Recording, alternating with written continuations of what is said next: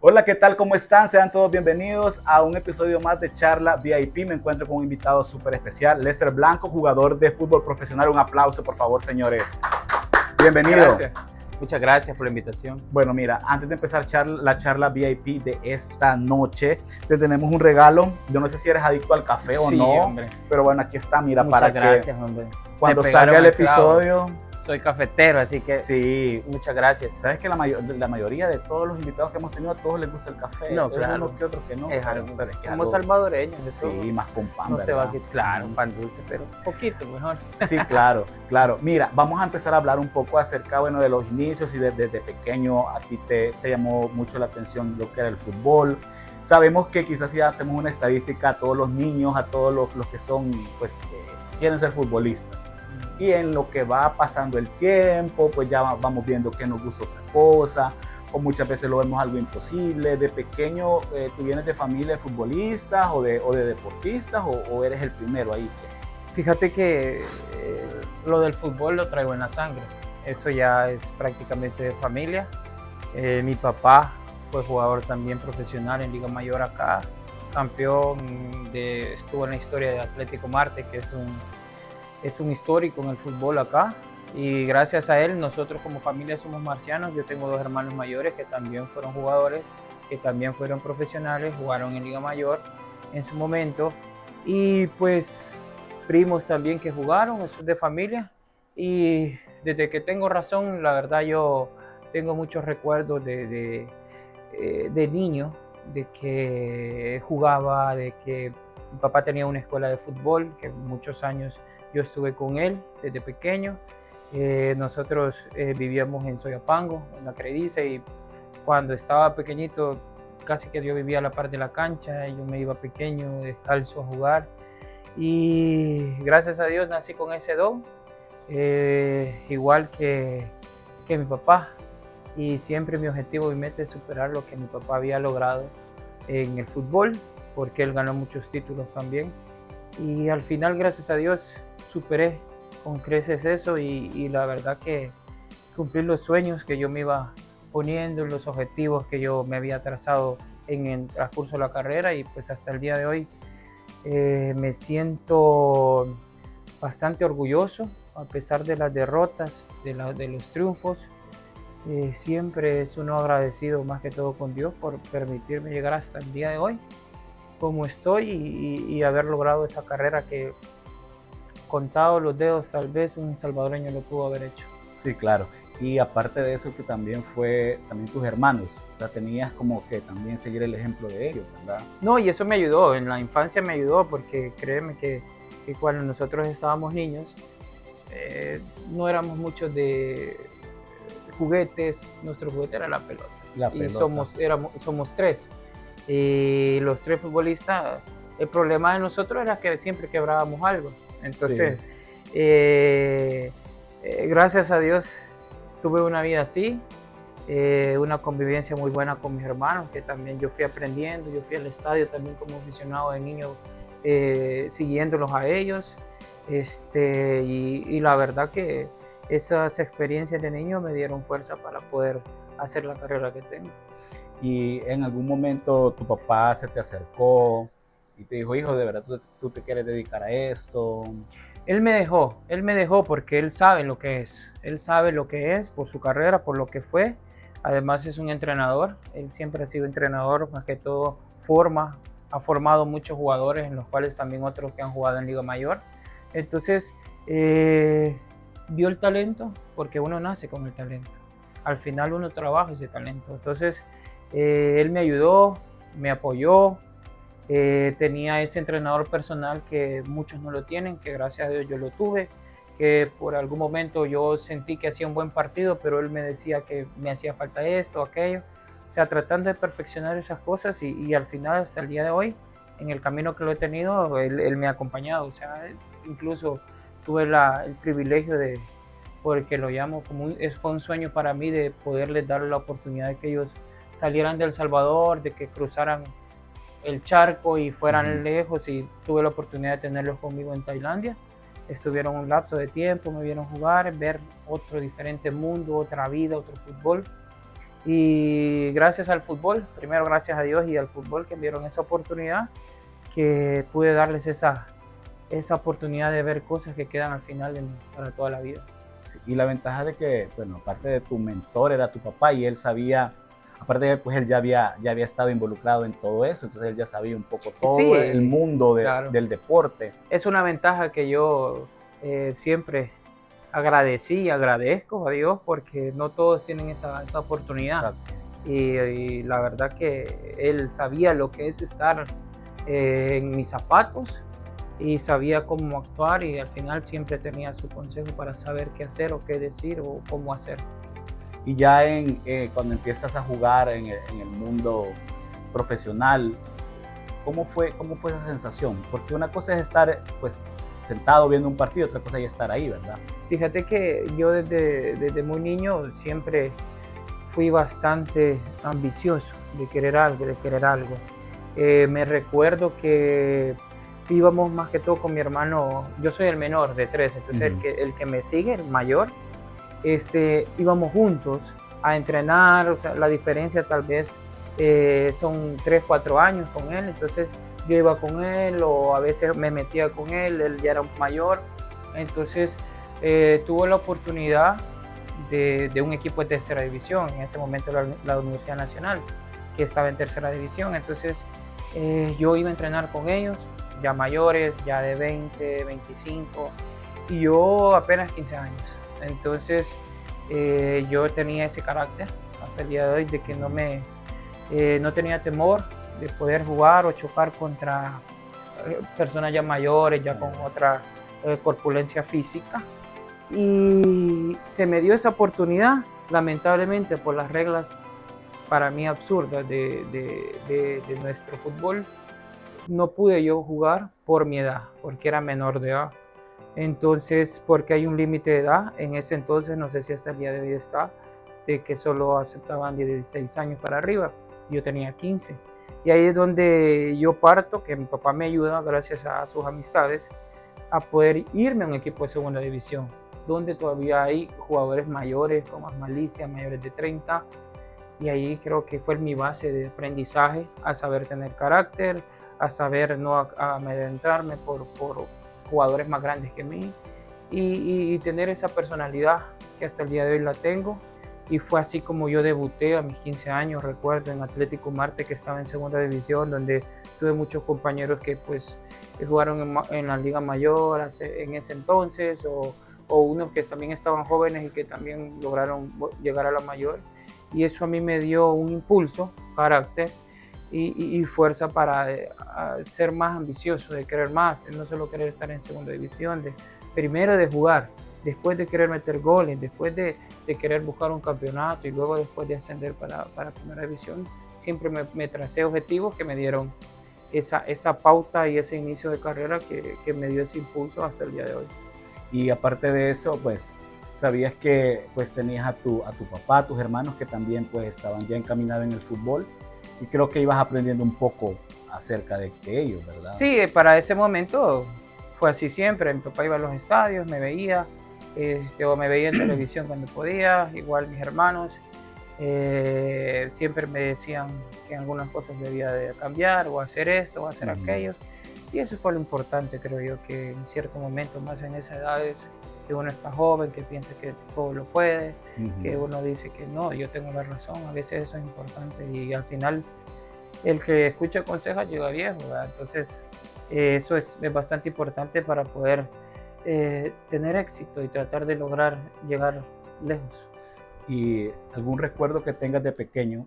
Porque sabemos de que, bueno, quizás la profesión de futbolista, en este caso, si lo encajamos así, pues digamos no es normal, porque pues tu papá quizás no tiene un horario normal, de 8 a 5, como cualquier papá normal, digamos, ¿verdad? Pero en tu entorno familiar siempre estuvo presente ahí en cumpleaños, en eso, porque pues una cosa es que sea uno, pero eran hoy son todos los hombres de la casa, ¿verdad? Los que están, los que... En ese aspecto, fíjate, gracias a Dios tuve una familia bastante unida, siempre en torno del fútbol. Gracias a mi mamá también, que ella fue la que nos ha aguantado, o sea, la única mujer de la familia. Y me recuerdo, sí, tengo muchos recuerdos. Recuerdo, bueno, un cumpleaños que tuve, siempre la pelota ahí. El pastel de pelota. El pastel, en ese entonces a mí me gustaba Bart Simpson, y el pastel estaba de Bart Simpson, recuerdo, pero siempre los regalos, o una camisa, o pelota, o tacos, y yo estrenando ropa en ese día, como mi cumpleaños, pero me acuerdo que yo en el pasaje teníamos un árbol, así que estaba justo en medio del pasaje, y estaba el árbol y la pared, era una meta, y ahí tiramos los pelotazos y todo, junto a mis hermanos y los niños del pasaje, amiguitos así. Así fue mi infancia, mi papá, gracias a Dios, estuve siempre presente, como lo dice usted. No tuvo un trabajo de oficina de 8 a 5, pero se lo agradezco a Dios porque gracias al fútbol pudimos nosotros tener un negocio propio. Nosotros hacemos hasta el día de hoy, hacemos uniformes deportivos, también de camisas para empresas, de polo o casuales. Entonces eso, gracias a Dios, desde ese día hasta el día de hoy lo hemos tenido y ha ido creciendo, y eso también ha permitido pues estar todos juntos, estar unidos, en ayudarle con a su papá o tratar de aprender ciertas cosas, igual mi mamá. Pero en cuestión de fútbol siempre he tenido el apoyo de los dos. Recuerdo cuando yo empezaba en Atlético Marte, ellos entrenaban al mediodía. Entonces, y yo salía de bachillerato justo al mediodía. Entonces me daba la oportunidad el equipo de llegar tarde, y siempre mi mamá estaba esperando justo a la hora de la salida del colegio, a las 12, para llevarme, y me llevaba almuerzo, me llevaba la ropa de entreno, y ella se quedaba ahí esperando. Se quedaba, me cambiaba, entrenaba, salía a 1:30 y ya me iba a la casa. Así era, o sea, mi papá me apoyaba en el tema futbolístico, mi mamá en otros temas, ella anduvo conmigo, o sea, con la comida, o sea, bien pendiente, porque el fútbol es así, no solo de ir a correr, no solo entrenar, también el descanso, también la alimentación, claro, son partes vitales.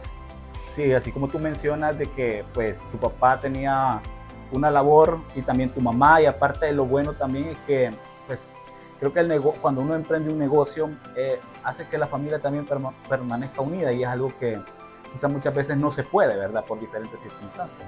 Sí, y además que es un emprendimiento. En ese entonces esas palabras no existían tal vez, y ahora ya la gente ya está emprendiendo por la misma situación en la que vivimos.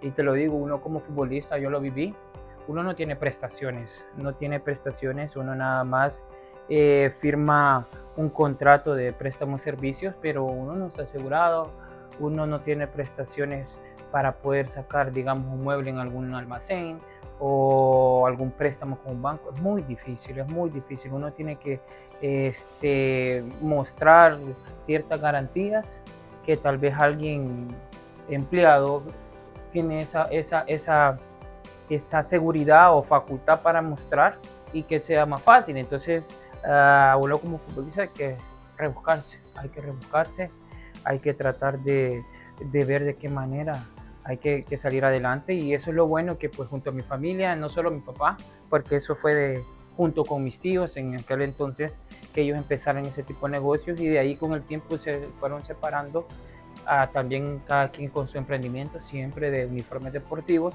y con el tiempo entre nosotros, mi mamá, mi papá, mis dos hermanos, fuimos tratando de ir creciendo ese negocio hasta el día de hoy. Ya empezamos a contratar más gente que nos pudiera echar la mano, y hacia el día de hoy vamos, gracias a Dios. Eso es lo que nos ha dado, o lo que me dio a mí en ese momento, ese pan de cada día, de poder hacer lo que a mí me gustaba, que era fútbol. Y después, ya cuando ya empecé a ser profesional, ya empecé a obtener ya mi salario, donde yo también empecé a hacer cosas y a empezar a ir creciendo en ese aspecto. Mencionaste algo muy importante, que quizás las personas que ven todo lo relacionado, bueno, ven el fútbol y todo, piensan que un futbolista, quizás, bueno, pues ven a otros jugadores de otros países, que los ven que con unos carrazos, que los ven que salen en comerciales, que tienen un montón de oportunidades, claro. Pero no es así. Es que son otras realidades y eso nosotros no lo vemos. O sea, yo lo veo porque yo estoy dentro del medio, pero hay personas que lo ven en televisión y piensan que tal vez la realidad aquí es, cuando la realidad son muy lejanas. Primero, por cómo se maneja en el fútbol, porque puede ser que el futbolista tenga un salario alto y eso sí está bien, porque la carrera es corta. Segundo, no hay un salario puntual, no es como un empleado, un trabajador de gobierno que cada 30 o cada 15, ¡pum!, te cae. Ajá. A nosotros no. Hay muchos equipos que vos esperas 40 días, esperas 60 días y cuando ya van 2 meses de retraso te dan 15, ya se acorta. Entonces, con el tiempo, las leyes supuestamente en la federación o los reglamentos han ido cambiando en el aspecto de que no puedes tener tantos días de deuda porque si no hay un castigo, pero solo están escritas, no se hacen. Entonces, eso son lo que la gente no lo ve y piensa que el futbolista tiene mucho, hace mucho, y también es parte de responsabilidad de los jugadores, que muchos no tienen la cabeza tal vez necesaria o la inteligencia de que recibiste tu primer salario, digamos, y a lo primero vas a comprar un celular bonito y ahora con lo de las redes mostrás que el celular bonito, tomas fotos o tal vez te da la oportunidad de comprarte un buen carro, pero no piensas en una casa. Entonces ahí la gente tal vez va confundiendo, no, estos están bien, pero a veces solo como lo que son las redes últimamente, a veces solo son lo superficial, pantallas, correcto.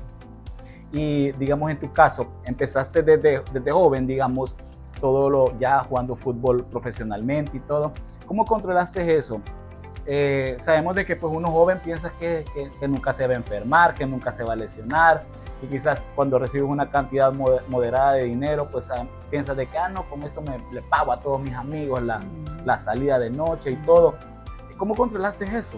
Fíjate que me pasó, no es que digamos que uno sea sumamente estricto, sería lo mejor ser estricto y disciplinado, pero ya entrar en ese entorno, uno cae.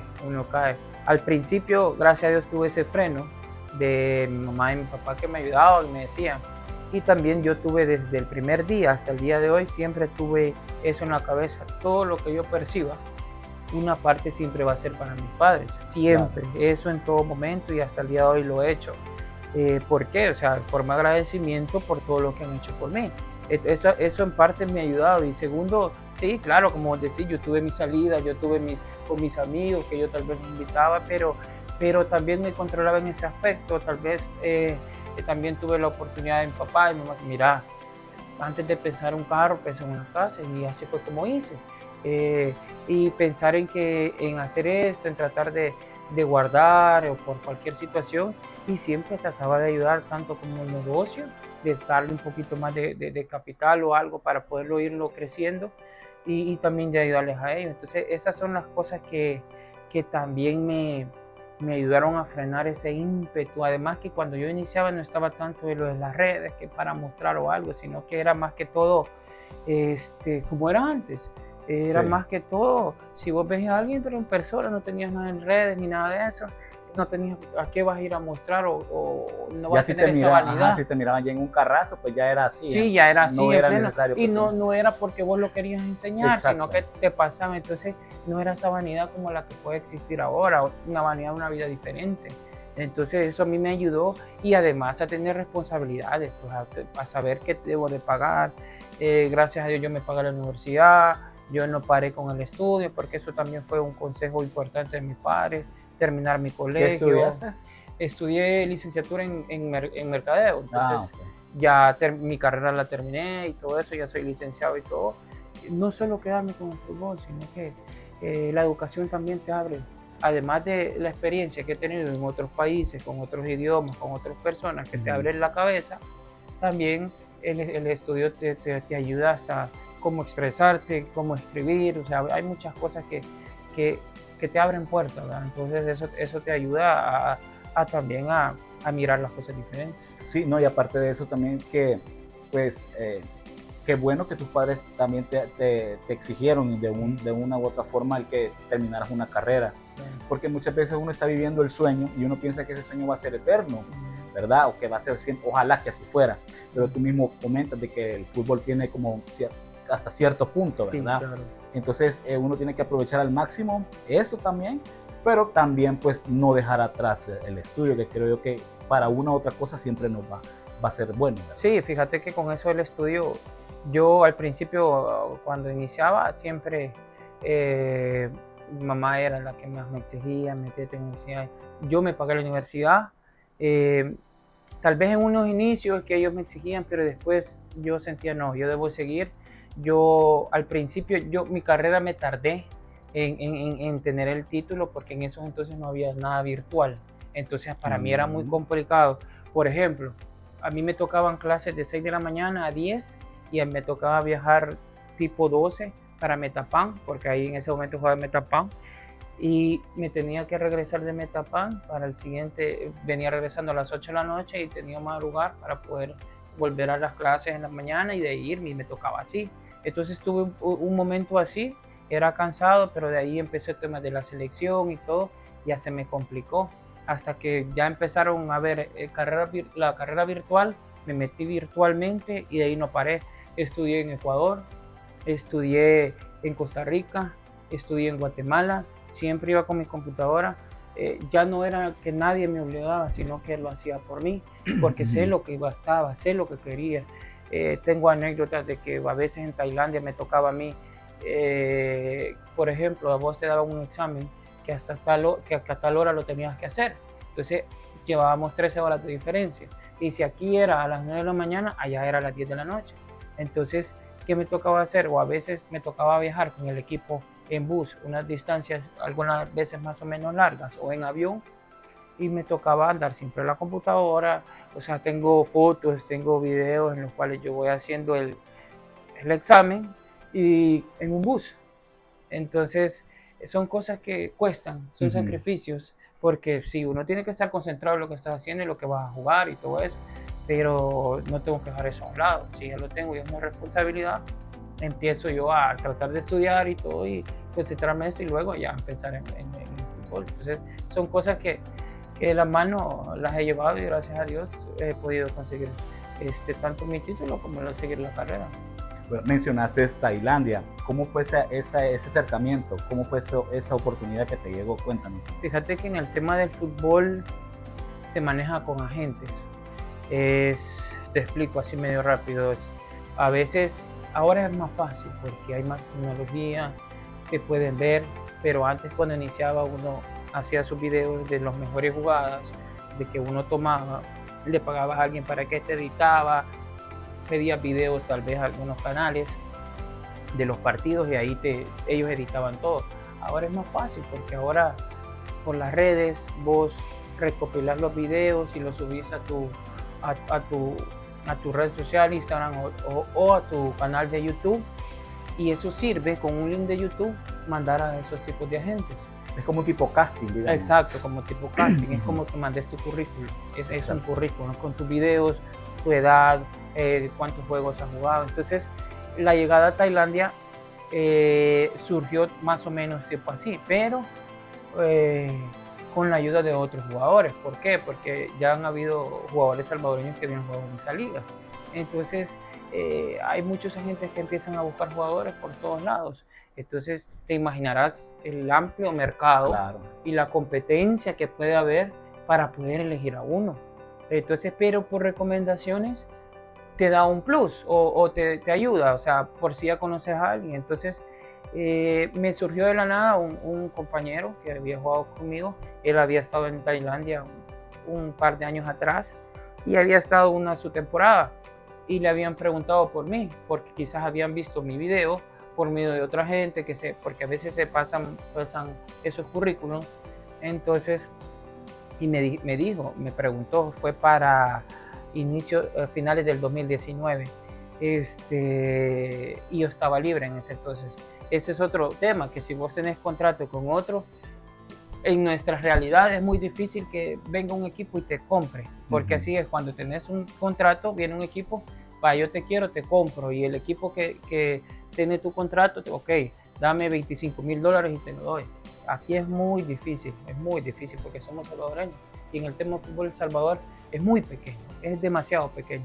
Entonces, lo que buscan es los que tienen contrato libre, los que no tienen con responsabilidad con nadie. Y eso me sirvió a mí porque yo venía de Costa Rica. Terminé Costa Rica, ya estaba aquí en diciembre, y pensar de volver o pensar qué hacer. Entonces me escribió ese amigo que él había jugado ahí. Me dijo, mira, alguien está preguntando por vos y está interesado. Y me escribió un tailandés que habla muy bien el español, muy buen amigo, que al final nos hicimos muy buenos amigos, joven, con una agencia también de jugadores. Me dijo, mira, nosotros estamos interesados en vos, Irving me mandó tu número y todo eso, quisiera ver. Listo, yo estoy dispuesto, mándenme la oferta, porque en ese entonces yo ya tenía experiencia en eso, no me iba a ir por ir así, mándenme la oferta, y así formal, y empezamos a hacer los arreglos y todo, y así fue como se dio. Pero yo soy el decir, hasta que no tenga el boleto, y esto no. Porque me ha pasado, una vez tuve la oportunidad para irme a Arabia Saudita con la oferta, pero si no llega el boleto, no es. Entonces no llegó ese entonces, me salió ese, y yo estaba esperando, pasó el tiempo y esperaba, y me buscó un equipo aquí en El Salvador, y que me quería, que necesitaba, y yo digo, o sea, ahí es donde uno llega a las decisiones, y donde también me ayudó mi familia y todo, que uno tenés algo hipotético y tenés algo real. Y yo digo, bueno, y el problema es que si yo me amarro con él, ya no me puedo ir. Pero yo, miren, yo les voy a firmar, les digo a ellos, claro, la experiencia te da eso, porque ya tenía experiencia. Yo les puedo firmar con la opción de que si yo me salgo algo mejor fuera del país, no de aquí nacional, ningún equipo nacional me puedo ir, sino que fuera del país yo necesito que me den la libertad. Listo, me voy. Y rápido me llevaron el contrato y listo, y cámaras y todo, y firmé. Ese mismo día en la noche, en la madrugada, para ellos en la mañana, justamente así, ya está todo, ya tenemos el boleto. Listo, está bien, dije. Y vengo yo y hablo con en ese entonces presidente de Sonsonate, no recuerdo el nombre de él, y empecé a hablar y explicarle todo eso. No hay problema, me dijo, ha sido algo que me sorprendió, porque aquí en el fútbol salvadoreño a veces los dirigentes no son así, son siempre ellos rajan. No, te dejo ir y dame esto, por ejemplo. Así son aquí. Me pasó y me tapan, entonces dije, solo falta que él quiera. Pero como ya estaba pactado, ya lo habíamos hablado, tranquilo, no te preocupes, yo rompo ese contrato y no pasa nada. Y así fue como se me dio. Un enero fue que me mandaron el boleto, y a los 5 días me fui. Y así fue como llegué yo a Tailandia. Y bueno, Tailandia, pues sabemos que es totalmente diferente a la cultura de El Salvador. ¿Qué fue lo más difícil en adaptarte, adaptarte y todo? El horario primero. Eran 13 horas de diferencia. Aquí ahorita son las 11, allá son las 12 de la medianoche. O sea, lo adelantado que iba. No me pasó tanto como fue en Noruega, porque yo estuve en Noruega. Porque en la temporada que yo fui a Noruega, allá no había noche. Ahí me costó bastante poder hasta dormir, porque llegaba la noche y era como que viera a las 6 de la mañana y todo eso. Pero en Tailandia no fue así, sino que normal, día y noche, pero los horarios eran lo que me costaba dormir bastante, hasta que llegué el momento y me empecé a acostumbrar, y luego las comidas. Y con las comidas luchar, pero siempre hay comidas normales, o sea, como yo siempre me he manejado solo en todos los países, ya sé qué comprar, ya me cocinaba, entonces tal vez no había problema, yo no me comía la comida al principio de ellos, ¿verdad? Y el otro, el idioma tailandés, claro, yo manejo muy bien el inglés y todo, pero en la zona que fui, no eran personas que hablaban mucho el inglés, o sea, lo mezclaban tal vez con el tailandés, y eso me ayudó a aprender el tailandés. Y había muchos, lo bueno que cuando llegué, habían brasileños que hablaban español, y el portugués muy parecido, y ahí empecé yo la relación, y ahí fue donde empecé a tener una buena convivencia con todos, y ahí fue donde empecé a acomodarme, y ya me gustó acomodar el país. Estuviste en Costa Rica, Noruega, Tailandia. Guatemala, Ecuador, Honduras, México. ¿Y de esos países con cuál te quedarías? Sí. ¿En qué? ¿En qué aspecto? Para seguir jugando. Últimamente Tailandia, pero me gustaba Costa Rica, me hubiera gustado jugar más tiempo en Costa Rica, igual Ecuador. Son los países que tal vez me da más, hubiese querido estar más, pero el último Tailandia. Y la cuestión de carácter, porque pues sabemos de que cada persona, bueno, en diferentes países tiene un carácter diferente. Muchas veces piensan que uno, bueno, muchas veces hay otros países, otras personas que son muy pesadas en decir las cosas, son más directos. Uno de salvadoreño como que es más sutil, como que, pero hay otra gente que es más directa, entonces uno tiende a como a pensar, bueno, y esta persona quizás le cae mal o esto. En cuestión de carácter, ¿cómo es? Por ejemplo, muy parecido. De Noruega piensan que todos son así como enojados. No, pero es que es muy diferente. Pero ¿cómo vos puedes pensar eso si es otro idioma? Exacto. O sea, no entendés, claro. El idioma del noruego es fuerte por las connotaciones que hacen, pero al final, o sea, depende vos cómo lo manejes o cómo lo veas.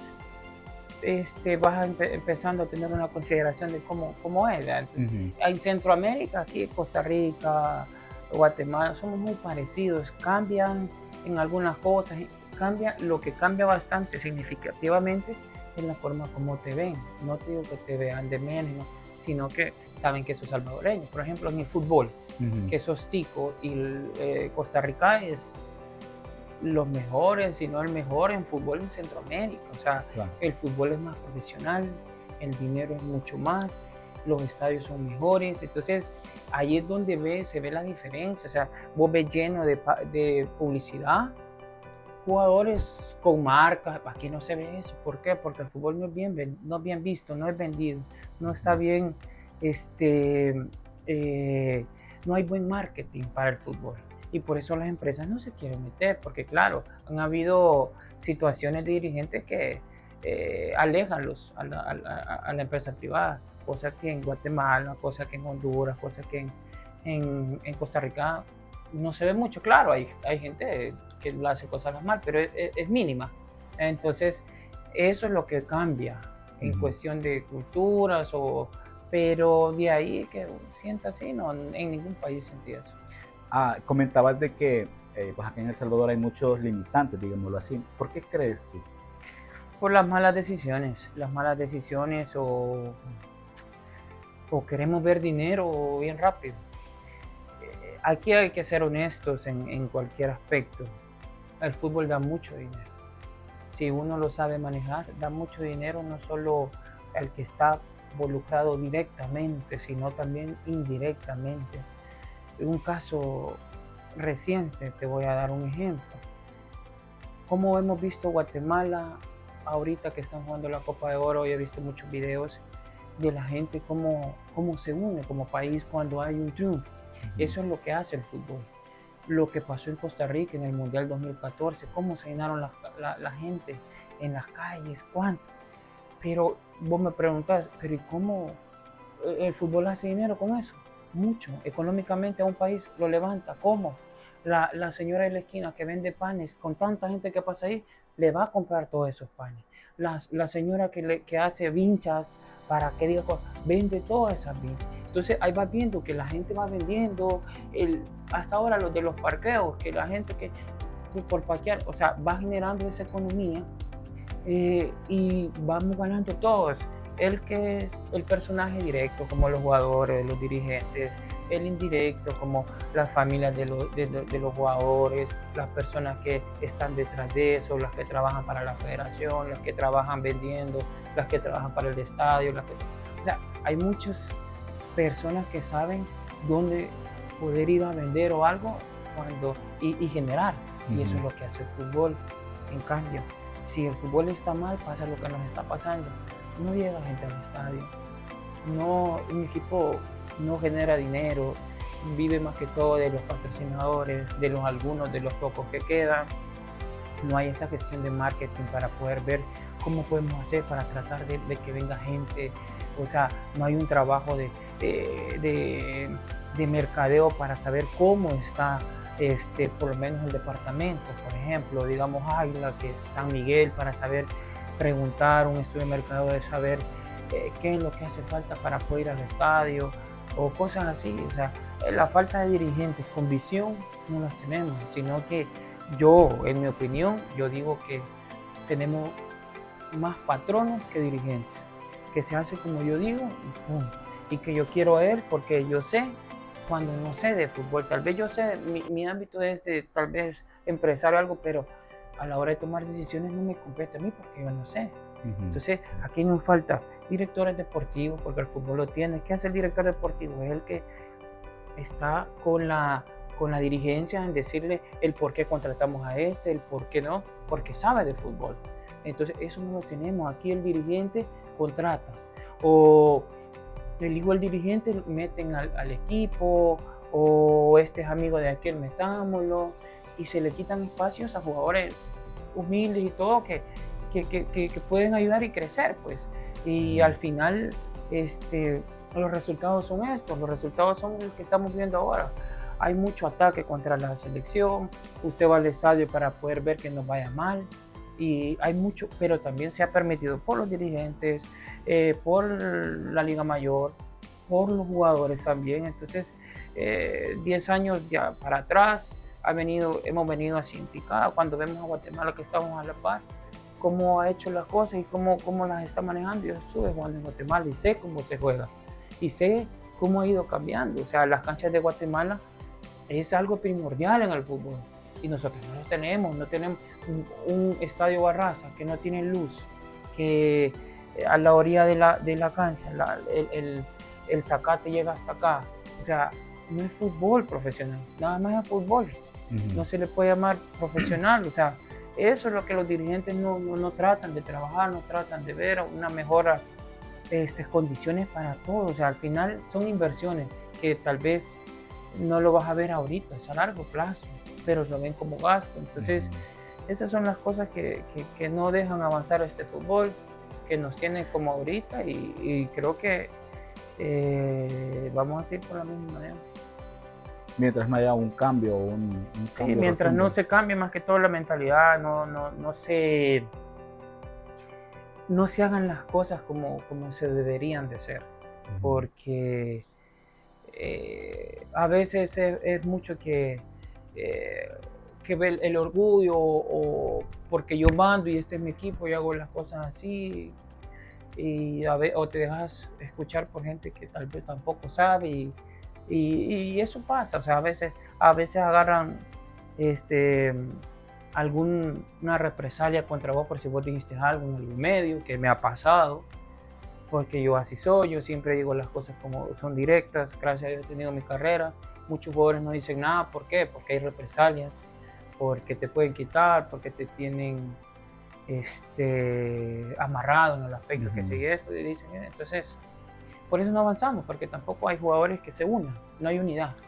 Y en un equipo tenés que tener unidad, un equipo de trabajo, es un equipo de trabajo normal en cualquier empresa, que tenés que tener unidad, que tenés que lidiar con los problemas de tu compañero, pero aún así darle una solución. Y eso pasa en el fútbol. El fútbol es igual a una empresa. Son equipos de trabajo, que si tu compañero hay algún problema, hay que echarle la mano.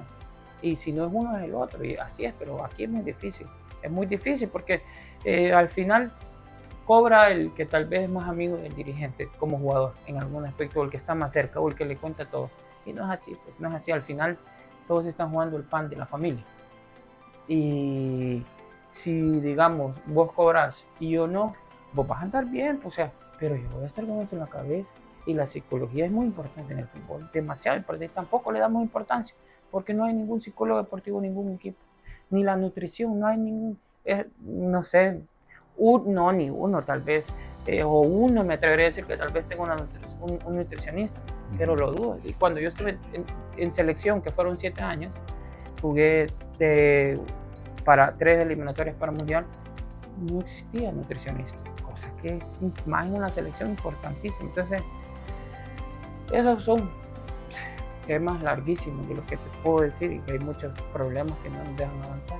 Siempre he dicho yo, los problemas más chiquitos se hacen grandes al final y no te van a dejar avanzar. Entonces hay que empezar de a poquito, o sea, de problemas chiquitos hasta poder ver si se solucionan los grandes, pero es unidad, y cuando hay varias cabezas es difícil manejarlo. Entonces es bien difícil, pero más que todo las cabezas de arriba, que son los primeros que ellos tienen la posibilidad de decir esto va a cambiar, pero seguimos igual.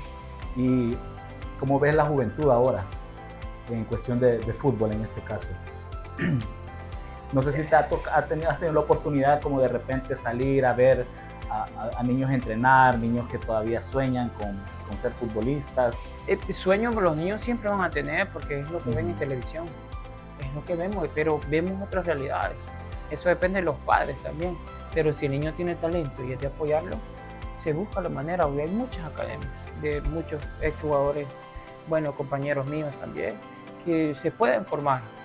El problema es que esos trabajos que están haciendo, esas academias, eso sería responsabilidad de los equipos, de los clubes, claro. Porque aquí no hay clubes, son equipos. Los clubes deberían de tener una base de baby fútbol hasta llegar a la reserva. Entonces ahí es donde se forman, donde se busca identidad, donde el niño dice yo soy aliancista, yo soy de Firpense, soy fascista. Ahí es donde se va buscando la identidad. Se empieza a forjar. Exacto, y se forman. ¿Cómo? ¿Cómo hacen los clubes grandes, los clubes de verdad? Los exjugadores son entrenadores. El Real Madrid ha tenido, Zidane tuvo las básicas, algunas, y así van. Rafa Márquez estuvo también en Barcelona. Entonces, y aquí, ¿por qué no exjugadores de los equipos se les capacita y todo eso, y de ahí se ponen en las bases? ¿Por qué? Porque ahí él tiene identidad, y los niños lo miraban, o los padres lo miraban jugar, y dicen, no, eso es lo que nos hace falta. Claro. Y ahora la juventud, ¿qué pasa? Hablo de adolescentes ya. Yo he jugado con adolescentes. A veces te escuchas, a veces no, así somos. Pero es como yo les digo, y soy claro. Si esto no te gusta, perfecto. Pero te lo dice alguien que ya pasé lo que vos pasaste y hasta creces lo que muchos han podido hacer. Así que si vos crees que lo que yo digo es equivocado, es tu percepción. Pero si lo escuchás, te va a servir. Porque muchos lo escuchan, muchos ahora con el celular, estamos clavadísimos con el celular. O sea, uno también se contagia de eso y todo eso está bien. O sea, no es que digamos que esté malo, pero a veces estamos más en qué posteamos, en qué like me dan jugando y todo eso, en preocuparme a trabajar más, exacto, a venir un poco más temprano, a salir más tarde o a hacer un extra, a tener una inversión chiquita, digamos, invertir para vos, voy a ir a una consulta nutricional, voy a pagar $30, o me voy a inscribir a un gimnasio en el cual me pueden ayudar algún entrenador, te voy a pagar. Tal vez muchos no tienen esa capacidad, pero si vos ya estás en un equipo de segunda división, pagan sueldos bajísimos, sos joven y decís, me gano $200, voy a guardar algo, voy a ir ahorrando y me pago una nutrición, o al gimnasio un mes. ¿Y qué hago? Estoy trabajando, gimnasio, entreno una tarde, voy 2 veces a la semana o 3 veces al gimnasio y trabajo eso. Pero claro, eso te lo digo yo ahorita con experiencia. Tal vez en mi juventud sí era como ellos, pero también logré eso porque yo sí trabajaba más. Yo sí trabajaba, me quedaba más o llegaba más temprano, siempre tenía esa ambición. Porque la ventaja del futbolista es que vos trabajas 2-4 horas al día y de ahí, o sea, te da chance para estudiar, sí, te da chance para poder trabajar más en el aspecto de, no estamos diciendo que tienes que ganar un montón para poder hacer, no, o sea, para llevar una buena nutrición no necesitas gastar tanto. Los sueldos son bajos, sí, pero hay gimnasios que pagan al día $2, eso lo puedes tener. Y vas y trabajas, puedes ir 2 veces a la semana. O sea, esas son cosas que la juventud le ha hecho falta, ha estado más metido en redes, viendo lo superficial de otros deportistas. En querer imitar eso, en comprarse buenos tacos. Y está bien porque es el machete de uno, los tacos. Pero también el machete principal es mi cuerpo. Y si yo no estoy bien, a la larga va a ser más corta de lo que es el fútbol. Y digamos, si vos trabajas bien tu cuerpo, vas a tener una carrera larga. Pues. Sí, así es. Bueno, ya para ir finalizando, ¿algún consejo que le quieras dar a aquellas personas que pues quieren iniciar en el mundo. Ya has comentado ciertas cosas, ¿verdad? Pero como que esas personas, 5, 4, 3, 2. Ya para ir finalizando, me gustaría que le dieras un consejo a las personas o a aquellos jóvenes que quieren empezar a dedicarse en el mundo del deporte, en este caso del fútbol. Un consejo que quizás sabemos que no tienen a sus padres, como quizás lo tuviste tú, ¿verdad? Con un apoyo al 100%. ¿Qué consejo le puedes dar a lo largo de tu experiencia? Mira, hablándolo en nuestra realidad, porque así debe de ser, primero consejo a esos padres que han apoyado esa ambición o esos sueños del niño. Si ven un talento, que lo sigan apoyando, claro, de la mano de los estudios, que le ayuden a saber llevar las dos cosas. A pesar de la realidad del fútbol, es muy bonito el fútbol, es muy bonito y no se van a arrepentir. A pesar de lo sufrido que tal vez sea aquí en El Salvador, como me ha pasado también a mí, sufrir en algunos casos con faltas de pago o cosas que uno sufre como jugador, que tal vez no te toman en cuenta o algo, ayuda a forjar carácter, ayuda a forjar personalidad, ayuda a no rendirte, porque eso sirve para la vida, no solo para el fútbol. Entonces, mi consejo es no rendirse, es seguir adelante. Si vos crees que tenés talento como joven, si vos como padre ves a tu hijo con talento, a pesar de las condiciones complicadas, hay que hacer el esfuerzo para poderlo apoyar, porque al final, como hijo, es uno agradecido. Y si uno logra poder triunfar o tener un poco de éxito, los padres, al final, el orgullo de saber que apoyaron a su hijo, eso queda para toda la vida, vale más que mucho dinero. Claro. Y creo que, más que todo para los jóvenes, es que a pesar de cómo vean las condiciones, que no se den por vencidos, que traten de ser personas antes de futbolistas, porque a veces no nos ven como personas, solo nos ven como futbolistas, y siempre llevar el estudio de la mano. Sí, hoy puede ser TikToker y todo, no, pero el estudio, la educación te da una buena base para ser persona al final. Entonces creo que siendo joven lo mejor es seguir adelante, no darse por vencido por algunas derrotas, que al final los exitosos se hacen por derrotas y eso es importante. A pesar de nuestro fútbol que sea tan malo, que sean ambiciosos, que si yo pude lograr llegar hasta Tailandia, muchos pueden llegar hasta más lejos, hasta Japón, hasta Corea, ir a Europa. Yo estuve en Europa. Entonces hay que ambicionar y nunca darse por vencido. Así es, nunca dejar de soñar, eso es lo más importante. Muchísimas gracias por haber estado con nosotros. Gracias a ustedes por la invitación. Así es, muchísimas gracias a todos ustedes también que estuvieron pendientes de este excelente podcast y nos vemos hasta el siguiente episodio de Charla VIP.